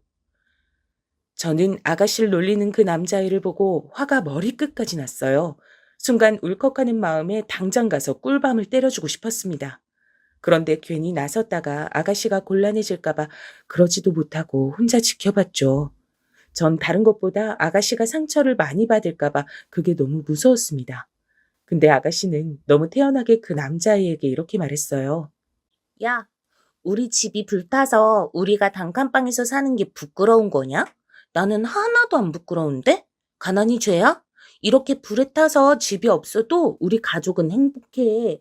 너희 엄만 아빠 때문에 집 나가지 않았냐? 누가 누구한테 뭐라는 거야? 수준 떨어져. 아가씨는 눈 하나 깜빡하지 않고 저렇게 말했습니다. 남자아이는 아가씨의 말을 듣더니 얼굴이 새빨개진 채로 아무 말도 못하더라고요. 저라면 저렇게 말을 못했을 것 같은데 아가씨의 말을 듣고 제가 대신 통쾌했답니다. 옆에 있던 학생들도 아가씨의 태도를 보고 꿀먹은 벙어리가 되었더라고요. 나중에 제가 이 얘기를 꺼냈더니 아가씨는 웃으면서 시부모님께는 말하지 말아달라고 했습니다. 그렇게 우리 둘만의 비밀이 생겼어요.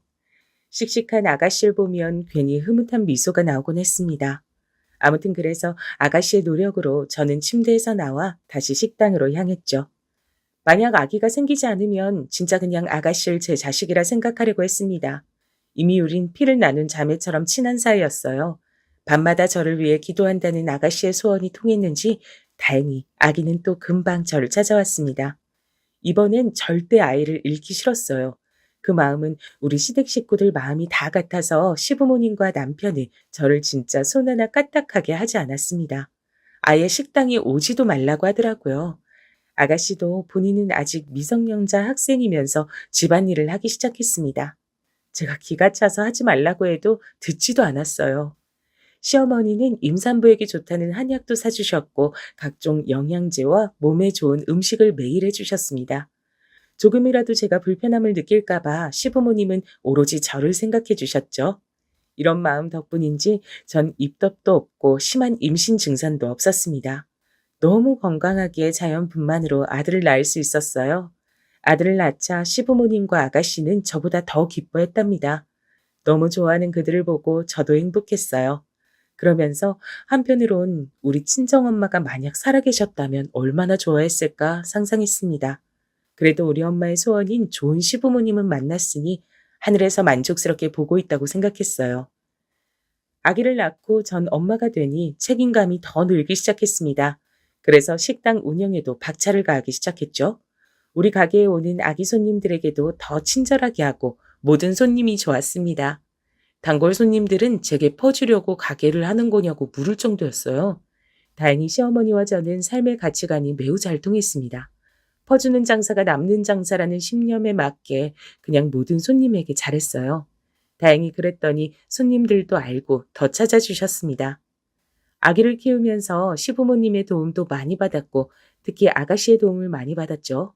제가 아가씨를 키웠던 것처럼 아가씨가 우리 아들을 데리고 많이 여기저기 다녀서 너무 고마웠습니다.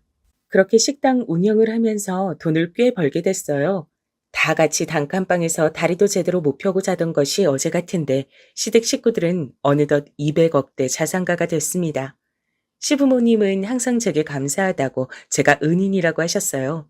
실질적으로 제가 받은 것이 훨씬 많은데도 시부모님은 늘 제가 없었으면 살기 싫었을 거라고 말씀하셨습니다. 그러다 시어머니가 몸이 많이 안 좋아지게 됐어요. 원래 식당을 운영하면 몸이 안 아픈 곳이 없다고 하잖아요. 시어머니는 늘 제일 힘든 일은 본인이 직접 하셨습니다. 직원을 뽑았는데도 직원들에게 일을 시키지 않고 항상 본인이 나서서 하셨어요. 그러니 당연히 몸이 안 좋아졌습니다. 특히 시어머니는 제게 쟁반도 못 들게 하셨어요. 절 어찌나 끔찍하게 아끼는지 단골이 보고 제게 공주님이라고 할 정도였습니다. 아무튼 건강이 안 좋아진 시어머니 이제 식당을 접고 싶다고 하더라고요. 그동안 너무 고생하기도 했고 돈도 충분히 벌었으니 저도 동의했습니다. 권리금을 비싸게 받고 넘긴 후에 시댁 식구들은 거처를 고민하기 시작했죠. 시부모님은 우리 부부에게 아이 교육을 위해서라도 서울로 가라고 하셨습니다. 돈은 이제 많으니까 걱정하지 말라고 하셨죠. 전 마침 아가씨가 이제 대학생이 되니까 같이 살고 싶더라고요. 그래서 아가씨와 서울에 가서 같이 산다고 했더니 시부모님은 제게 그러지 않아도 된다고 했습니다. 어머니, 우리 단칸방에서도 같이 잤는데 아파트에서 못 잘까요? 그리고 제가 더 불안해서 그래요. 우리 아가씨 이렇게 이쁜데 혼자 살면 불안해서 밤에 잠이 안 올 것 같아요. 나야, 그럼 너무 고맙지. 그런데 미안해서 그래. 매번 아가 너한테 받기만 하잖아. 그래도 우리 딸이 엄마인 나보다 새언니인 아가 너를 더 좋아해서 다행이야. 워낙 어릴 때부터 엄마처럼 챙겨줘서 그런가 봐. 저한테 아가씨는 그냥 시누이가 아니라 친자매 이상의 존재였어요. 그래서 우리는 그때부터 서울에 와서 같이 살게 됐습니다. 처음엔 시부모님도 같이 올라오려고 했는데 아무래도 고향이 좋다고 거절하셨죠. 그리고 서울은 복잡하니까 한적한 시골이 좋다고 하셨습니다. 다만 심심해서 고물상을 운영하기로 했어요. 워낙 두 분이 평생 일해서 가만히 못 있는 분들이거든요. 저랑 남편은 서울에 와서 카페 하나를 작게 차렸습니다. 돈을 벌 목적보단 취미에 가까운 생활이었어요. 힘들게 식당을 운영하며 돈을 모았던 것이 자랑스러웠습니다. 확실히 서울에 오니 시골과는 환경이 많이 다르더라고요. 평생 시골에 살았던 우린 한동안 복잡한 서울에 빠져 정신을 차릴 수가 없었죠. 완전하게 다른 나라에 온 기분이 들었거든요. 아가씨는 예쁜 얼굴 덕분에 항공과에 입학했습니다. 승무원이 꿈이라 꼭 입학하고 싶어 했는데 아주 다행히 합격했어요. 키도 크고 외모가 뛰어나서 승무원에 딱 맞는 사람이었습니다. 아가씨는 학교 생활도 열심히 하더니 다행히 졸업하고 바로 승무원이 됐습니다. 그때까지 다행히 시댁에 별일이 없었고 오히려 하는 일마다 잘 되어서 우리끼리 그동안 고생했던 걸 보상받는 기분이라 좋다 그랬습니다. 제가 살던 아파트가 마침 공항과 가까워서 아가씨는 계속 우리 집에서 살았습니다. 주위에서 신우랑 같이 살면 불편하지 않냐고 하던데 전혀 불편하지 않았어요. 오히려 심심하고 무료한 일상에 시누이가 있어서 행복했습니다. 시누이를 따라 해외도 다니고 우린 친자매보다 가까운 사이였죠. 그런데 신우가 일을 시작하고 사건이 하나씩 터지게 됐습니다. 시누이는 예쁜 얼굴 때문에 항상 인기가 많았어요. 특히 대학생 땐 대놓고 뒤를 따라다니는 남자가 한둘이 아니었습니다. 승무원이 된 이후에도 옆에 남자가 항상 많았죠. 그러다 새로 사귄 남자친구가 있었는데 그 친구랑 2년을 넘게 사귀었습니다. 워낙 저랑 신우는 둘이 대화를 많이 해서 그 남자친구에 관해 어느 정도는 알고 있었어요. 의대를 나와서 병원에서 인턴 생활을 하고 있다고 하던 그 남자친구는 사람이 참 다정하고 괜찮다 그러더라고요. 저도 우연히 마주쳐서 몇 번 봤는데 사람이 순박하고 착해 보였습니다. 신우이에게 결혼할 거냐고 물었는데 신우이는 제 말을 듣자 진지하게 말했어요. 언니, 사실 고민이 있어요. 지금 남자친구가 사람만 보면 참 좋거든요. 직업도 이사고 다정하고 착하잖아요. 근데 남자친구가 개천에서 난 용이라 시어머니 될 사람이 너무 유난이에요. 그것 때문에 조금 고민이 되네요. 아가씨는 시어머니가 될 사람이 너무 아들을 끼고 사는 사람이라 걱정하더라고요. 사실 전 시부모님이 워낙 좋은 분들이라 시집살이가 전혀 없었잖아요. 그래서 시누이의 현실적인 고민이 와닿진 않았습니다. 다만 우리 친정 엄마가 할머니에게 심한 시집살이를 당했고 주위에서도 이상한 시모를 많이 봐서 시누이의 걱정 자체는 이해가 됐어요. 일단 제가 그 얘기를 듣고 천천히 지켜보자고 했습니다. 근데 본격적으로 결혼 얘기가 나오니 아가씨는 더욱 곤란함을 비추기 시작했죠. 승무원이라 일하는 시간이 불규칙적이고 해외에 있는 시간이 많은데 시어머니 될 사람이 시누이를 자꾸 부른다고 하더라고요. 그러다 김장 사건이 일어나게 됐습니다. 시누이가 아침부터 제게 오더니 곤란한 상황이 생겼다고 하는 거예요. 저는 평소에 우리 아들보다 아가씨 일에 예민하게 반응하는 사람이라 말해보라고 했더니 기가 막혔습니다. 아직 결혼 날짜도 제대로 잡지 않은 사이고 그냥 결혼하자는 말만 나왔는데 시누이 보고 김장하라고 오라고 했다고 하더라고요. 그런데 하필 날짜가 아가씨가 유럽으로 비행을 가는 날짜라 곤란하다고 했더니 예비 시댁을 우습게 한다고 난리가 났다고 합니다. 비행을 취소하고 오라고 했다고 시누이는 이 상황이 이해가 가지 않는다고 했어요. 저도 옆에서 보는데 이건 아닌 것 같더라고요. 심지어 의사인 아가씨 남자친구는 부르지도 않고 딱 시누이만 오라고 했답니다. 아니, 남의 집 귀한 딸을 결혼도 전에 오라고 난리야? 아, 난 이 결혼 절대 반대야. 난 아가씨를 유치원 들어가기 전부터 업어 키웠으니까 이 정도 말할 권리는 있죠? 내가 우리 아가씨 어떻게 키웠는데 절대 반대니까 결혼 딱 엎어요. 언니, 저 너무 곤란해요. 그런데 진짜 딱 이 시어머니만 아니면 남자친구는 괜찮아서 더 고민돼요. 일단 저 비행 가야 하니까 준비해서 다녀올게요. 나중에 결혼해서도 비행 취소하고 김장하러 오라고 하진 않겠죠. 저는 아가씨가 이런 취급을 당하는 게 너무 화가 나서 참을 수가 없었습니다. 제가 그렇게 힘들게 단칸방에 살았을 때도 우리 아가씨는 첫 번째로 챙길 정도로 아꼈거든요. 김장 사건이 지나고 결혼 전부터 조금씩 틀어지기 시작했어요. 사정상 상견례는 조금 뒤에 하기로 하고 일단 급한 아파트를 알아보기로 했거든요. 시부모님은 연세도 있고 무엇보다 지방에 있어서 제가 아가씨의 엄마처럼 챙기기 시작했습니다. 그러다 아파트 문제로 사돈을 미리 뵀던 적이 있어요. 저는 이날의 기억이 아직도 생생합니다. 그날은 예식장을 고르는 문제로 저랑 시어머니 그리고 시누이가 셋이 보기로 한 날이었어요.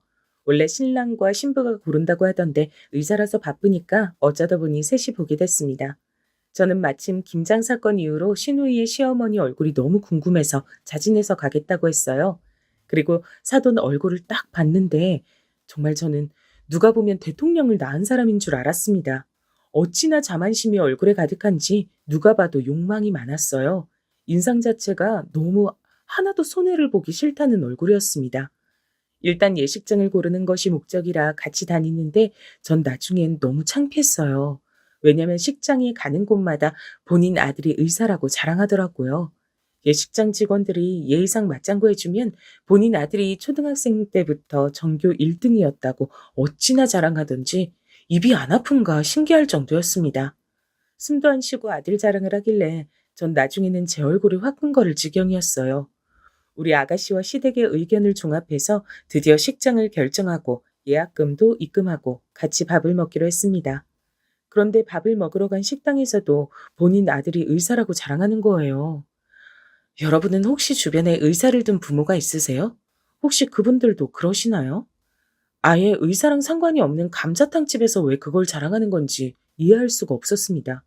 밥을 먹는 내내 저한테도 어찌나 당신 아들을 자랑하던지 귀에서 피가 나올 지경이었어요. 저는 일단 한 귀로 듣고 한 귀로 흘리고 있었는데 순간 거슬리는 말이 점점 들리기 시작했습니다. 본인 아들은 귀하게 자랐다. 공부만 해서 여자를 하나도 모르는데 억울하다. 우리 아가씨는 얼굴이 이뻐서 많이 만나봤을 것 같다는 둥 자꾸 계속해서 제 신경을 거슬리게 했답니다. 그러다 제 앞에서 무슨 말까지 했는지 아세요? 전 이 말을 듣고 순간 욱해서 대답하려고 겨우 정신을 차렸습니다. 승무원이면 해외도 여기저기 다닐 거 아니요? 혹시 우리 의사 아들은 한국에 두고 다른 나라마다 남편 있는 건 아니지? 사기 결혼하고 그러면 안 돼. 우리 아들이 의사라서 돈 많이 버니까 그 돈으로 딴짓하면 안 된다. 말씀이 조금 지나치세요. 우리 아가씨 그런 사람 아니에요. 학생 때도 공부 얼마나 잘했는데요. 직장인이 되어서도 돈 벌어서 새언니인 저까지 챙길 정도로 착한 사람이에요. 제가 꾹 참고 말한다고 말하는데 순간 목소리가 떨리더라고요. 겨우 이성을 붙잡고 말했는데 시누이가 옆에서 제 손을 꼭 잡았습니다. 이날 무슨 정신으로 밥을 먹었는지 모르겠어요. 밥을 다 먹고 택시를 타고 급하게 집에 오는데 아가씨의 얼굴을 보자 눈물이 자꾸 나왔습니다. 택시 안에서 엉엉 울고 집에 와서도 아가씨에게 이 결혼은 내가 반대한다고 말했어요. 우리 소중한 아가씨를 저런 집안에 시집 보내는 건 도저히 용납할 수가 없었습니다. 막말로 의사가 대통령도 아니고 잘난 직업은 분명히 맞지만 우리 아가씨가 백수도 아니잖아요. 전 너무 속상해서 아가씨에게 이 결혼 하지 말아달라고 강하게 말했습니다.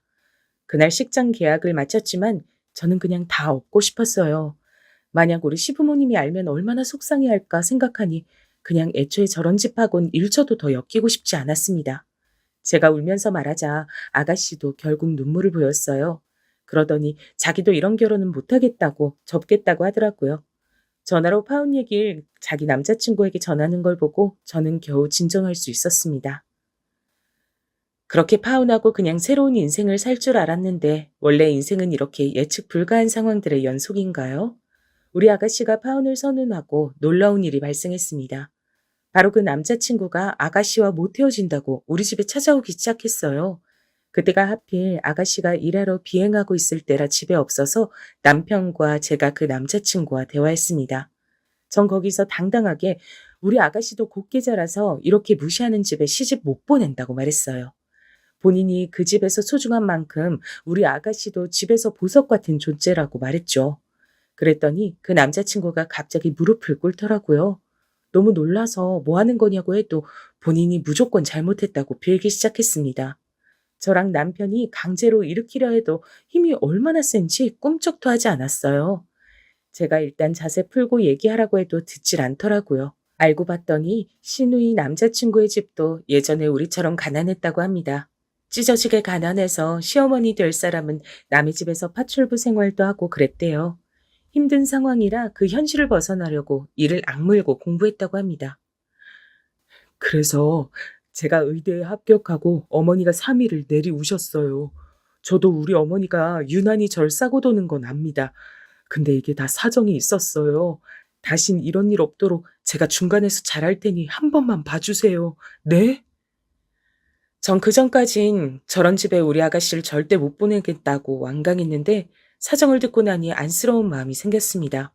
무엇보다 어린 시절 얘기를 들으니 우리가 힘들었던 시절이 생각났어요. 원래 죽도록 미웠는데 사정을 들으니 조금씩 마음이 풀리더라고요. 그래도 우리 아가씨의 의사가 제일 중요하니까 일단 알겠다고 하고 되돌려 보냈습니다.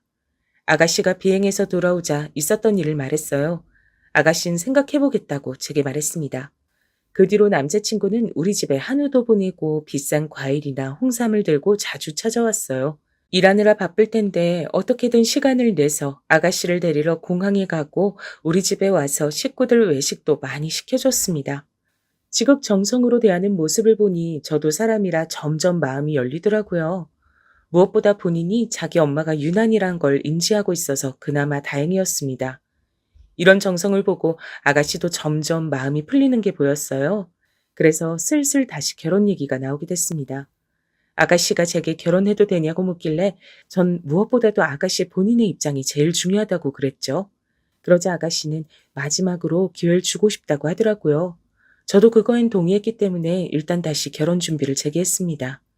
남자친구가 중간에서 말을 잘했는지 예전처럼 김장하러 오라거나 명절에 부르거나 그런 것은 없었어요. 신우에게 전화를 강요하거나 자주 찾아오는 것을 원하는 것도 없었습니다. 예전엔 신우가 해외에 갔다가 작은 선물을 사오면 더 큰 걸 바라는 눈치였는데 이젠 그런 것도 없다고 하더라고요. 일단 남편이 중간에서 역할을 잘하면 되니까 전 그 모습을 보고 결혼해도 되겠다고 생각했습니다. 시부모님을 보러 가서도 아가씨 남자친구가 괜찮은 사람이라고 알리기 시작했죠. 그러다 상견례 날짜가 잡혔습니다. 우리 시부모님이 두 분 다 시골에 계시니까 상견례 자리에서 처음 사돈끼리 보는 자리였어요. 아가씨 남자친구도 처음으로 보는 날이었죠. 제가 괜히 긴장이 돼서 시부모님을 하루 전에 우리 집으로 모셨습니다. 식구들이 아침부터 분주하게 준비해서 상견례 자리로 향했어요. 시부모님보다 오히려 제가 더 긴장된 상태로 차에 타서 이동했습니다. 저도 파혼하게 된 날 이후로 사돈을 처음 보는 자리였거든요. 그날 좋지 않게 마무리가 돼서 찝찝한 마음이 있었습니다. 그래서 일부러 제가 나서서 떡 케이크도 준비하고 최대한 말을 예쁘게 하려고 준비했어요. 강남에 있는 고급 한정 식당을 예약하고 10분 전에 도착한 우린 아직 오지도 않은 사돈댁을 기다렸습니다. 그런데 약속한 시각이 되어서도 예비 사돈들은 오지 않더라고요. 분명히 장소도 사전에 알려줬고 일부러 사돈댁과 가까운 위치로 잡았는데 이상했죠. 거리가 먼 거리도 아니었고 예비 사돈의 집에서 겨우 15분이 걸리는 위치였거든요. 아무리 늦어도 이렇게 늦을 순 없었습니다. 게다가 우리 시부모님은 무려 지방에서 미리 올라온 거잖아요. 아가씨가 당황해서 전화로 물어보니 남자친구가 헐레벌떡 안으로 들어왔습니다.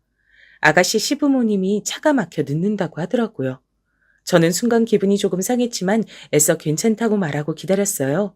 우리 시부모님들은 워낙 좋은 분들이라 괜찮으니 천천히 오라고 하셨습니다. 그런데 30분이 지나도 안 오는 거예요. 슬슬 저는 기분이 나빴고 아가씨 표정도 안 좋아졌어요. 음식이 이미 나왔는데 먹지도 못하고 기다리는 기분이 썩 좋지 않더라고요. 마침내 40분이 지나자 예비 사돈이 들어왔는데 늦게 왔으면서 어찌나 천천히 느긋하게 걷는지 너무 얄미웠죠. 심지어 늦어서 죄송하다는 말도 하지 않더라고요. 예비 사돈을 보고 우리 시어머니가 오시느라 고생하셨다고 하니까 그냥 별거 아니라고 답했습니다. 그 모습을 보고 전 그 자리에서 박차고 일어나고 싶었어요. 역시 사람은 바뀌지 않는 건가 싶었습니다. 아가씨가 제 눈치를 보는 게 느껴져서 일단 꾹 참고 저도 웃는 얼굴로 대했어요. 그렇게 상견례가 시작됐는데 자리가 너무 불편했습니다. 상견례 장소는 우리가 정했는데 예비 사돈들은 음식이 짜다, 맛이 없다, 양이 적다 등 불평을 하더라고요. 아무리 미식가여도 상견례 자리에선 그냥 대충 먹는 게 맞지 않을까요? 전 제 상식으론 도저히 이해되지 않았어요. 자기들끼리 먹을 때 맛을 평가하는 건 아무렇지도 않습니다. 근데 상대 집이 예약한 식당에 와서 불평하는 걸 들으니 전 기분이 상했어요. 제가 이 식당을 알아보려고 여기저기 시간을 내어 물어봤거든요. 열심히 찾아서 힘들게 전화로 예약했는데 불평을 들으니 표정이 점점 굳기 시작했습니다. 늦은 것도 짜증나고 미안해하지 않는 것도 화가 났어요. 그래도 일단 아가씨를 위해서 제 모든 인내심을 발휘하고 꾹 참았습니다. 그런데 잠시 후에 아주 충격적이고 놀라운 사건이 일어났어요. 이 사건이 제가 오늘 제보하는 사연의 핵심이랍니다. 예비사도는 그날도 역시 의사 아들에 대한 자부심이 상당한 상태였어요. 어찌나 자랑하던지 제가 다 민망했습니다. 당사자인 아들이 제발 그만하라고 하는데도 입을 쉬지 않더라고요. 딱 보니 집안 분위기를 눈치챘습니다. 아들이 아무리 말려도 의사 아들을 둔 부모는 이미 거만함이 하늘을 찌르고 있었어요. 그리고 돈 얘기가 나오자 본인 아들이 돈을 잘 버니까 우리가 마치 로또에 당첨됐다고 하더라고요. 우리 아가씨도 승무원이라 돈을 잘 벌고 무엇보다 시댁 재산이 200억인데 평생 일하지 않고 살아도 될 정도인데 저런 말을 하니 어이가 없었습니다. 그러다 예비사돈이 우리 시부모님께 무슨 일을 하는지 물었어요. 마음씨 좋은 우리 시어머니는 웃으면서 고물상을 하고 있다고 말했습니다. 그러자 예비사돈이 어떤 행동을 했는지 아세요? 저는 진짜 아직도 이날을 생각하면 너무 화가 납니다. 고물상이란 소리를 듣자마자 대놓고 인상을 구기더라고요. 저는 참을 만큼 참아서 그 모습을 보고 한마디 하려고 했어요. 근데 그 순간 예비사돈의 입에서 어떤 말이 나왔는지 아세요? 뭐? 고물? 고물 팔아 돈 번다고? 그지야? 그런 집안에 우리 의사 아들 보내라고? 참나, 양심이 있는 거야, 없는 거야? 어디 거지 집안이 우리 의사 아들을 넘봐? 어휴, 시간 아깝게 이러고 있었네. 여보, 일어나, 가자. 엄마, 아버지, 지금 뭐 하시는 거예요? 아니, 이렇게 나가면 어떡해요? 잠시만요. 아, 죄송합니다. 우리 부모님이 제가 외동아들이라 이렇게, 아니, 아이고, 어떡하지? 엄마, 아버지. 우리 시부모님이 고물상을 한다는 소리를 듣고 예비 사돈들은 그대로 자리를 박차고 일어나서 방을 나갔습니다. 전 순간 이게 무슨 일인가 싶더라고요. 도저히 이해할 수가 없었죠. 예의가 없어도 이렇게 없을 수가 있나요? 누가 보면 진짜 미국 대통령이라도 나온 줄 착각할 정도였습니다. 아가씨도 얼굴이 새빨개진 채로 앉아 있었어요. 시부모님은 당황해서 아무 말도 못하더라고요. 그 모습을 보고 저는 인내심의 한계에 도달했습니다. 우리 남편도 화가 나서 저런 집안에 절대 우리 아가씨를 보낼 수 없다고 했어요. 파혼은 당연했고 저는 저런 몰상식한 사람들이 너무 미웠습니다. 우리의 시간도 소중한데 시부모님이 서울까지 올라와서 이런 수모를 당하는 게 참을 수가 없더라고요. 그래서 전 일어나서 밖으로 향했습니다. 밖으로 나가니 아가씨 남자친구가 열심히 본인 부모를 말리고 있더라고요. 절 보고 예비 사돈은 손가락질하며 가난한 거지 집안이라고 말했습니다. 전 그 광경이 너무 웃기고 어이가 없었어요. 이제는 하도 어이가 없어 실수가 나올 지경이었습니다. 제가 다가가자 예비 사돈들은 파혼이라고 소리를 질렀어요. 주제도 모르고 저렇게 나오는 모습을 보니 기가 막혔습니다.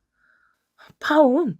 당연하지. 이렇게 몰상식한 집안에 귀한 우리 아가씨를 어떻게 보내요? 그리고 아줌마, 우리 시부모님을 아줌마가 뭔데 무시해?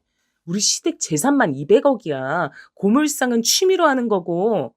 우리 아가씨랑 결혼하면 병원 개원은 식은죽 먹기였는데, 어휴. 뭐? 뭐라고? 200억? 그게 정말이야? 지금 거짓말하는 거지? 내가 그걸 믿을 줄 알아? 고물상하는 집에 우리 의사 아들을 어떻게 보내? 양심이 있어? 제가 우리 시댁의 비밀을 말하자 예비 사돈들은 얼굴이 하얗게 질렸습니다. 그러면서 괜히 제게 거짓말하는 거라고 하더라고요. 그러자 절 뒤따라 나온 남편이 예비 사돈들에게 말했습니다. 그렇게 궁금하면 직접 지방에 내려와서 보라고 했어요. 그리고 바로 그 자리에서 핸드폰으로 은행 어플을 접속해서 재산을 보여줬습니다. 우리 남편이 이렇게 화가 난 모습은 저도 처음이었죠. 대놓고 잔액을 보여주니까 예비 사돈은 그 금액을 보고 순식간에 꿀먹은 벙어리가 됐습니다. 아가씨의 남자친구도 이 사실을 몰랐던 건지 우리에게 빌기 시작했습니다. 하지만 이미 우린 기분이 상할 대로 상한 뒤였죠. 상견례 자리에서 이러는 모습을 보면 나중에 우리 아가씨가 어떤 대접을 받을지 눈에 보였거든요. 그래서 예비 사돈들이 아무리 빌어도 되돌릴 수 없었어요. 안에 있던 아가씨까지 밖에 나와서 그 식구들을 보며 살면서 마주치지 말자고 하니까 예비 사돈들은 그제야 본인들이 미안하다고 하더라고요. 아까까지 그렇게 우리 집을 무시하던 사람들이 저러니까 너무 웃겼습니다. 상견례는 이렇게 마무리됐고 아가씨는 아예 전 남자친구 번호도 삭제했습니다. 우리는 또 그 사람이 찾아올까 두려워서 아예 이사 가기로 했습니다. 전 다른 것보다 우리 시부모님이 상처받았을까봐 그게 너무 무서웠어요. 근데 다행히 시부모님은 제가 생각했던 것보다 강한 분들이었습니다. 제게 그동안 있었던 얘기를 듣더니 오히려 고생했다고 하더라고요. 시어머니는 제가 굳이 안 겪어도 될 상황을 겪었다고 마음 아파하셨습니다. 아가씨에게 듣기론 그 뒤로 예비 사돈들이 연락이 계속 왔다고 하더라고요. 아무리 차단해도 자꾸 다른 번호로 연락해서 결국 아가씨는 번호도 2번이나 바꿨습니다. 믿을 것은 의사 아들이 전부였던 그 지방과 이제 엮이지 않아도 된다니 너무 좋았어요. 우리 아가씨는 예쁘고 착해서 금방 다른 남자친구가 생겼답니다. 이번에는 사업하는 남잔데 의사 전 남친보다 훨씬 돈도 잘 벌고 사람이 건실해 보여 좋았어요. 아가씨는 제가 허락하지 않으면 절대 결혼을 진행하지 않겠다고 하더라고요. 그 마음이 이쁘고 귀여워서 얼마나 흐뭇했는지 몰라요. 여러분, 여기까지가 제가 준비한 사연인데 재밌게 들으셨나요? 여러분이 들으면서 흥미롭고 통쾌하셨으면 그것으로 만족합니다. 저는 우리 예쁜 아가씨의 다음 결혼을 도우려고 해요. 훨씬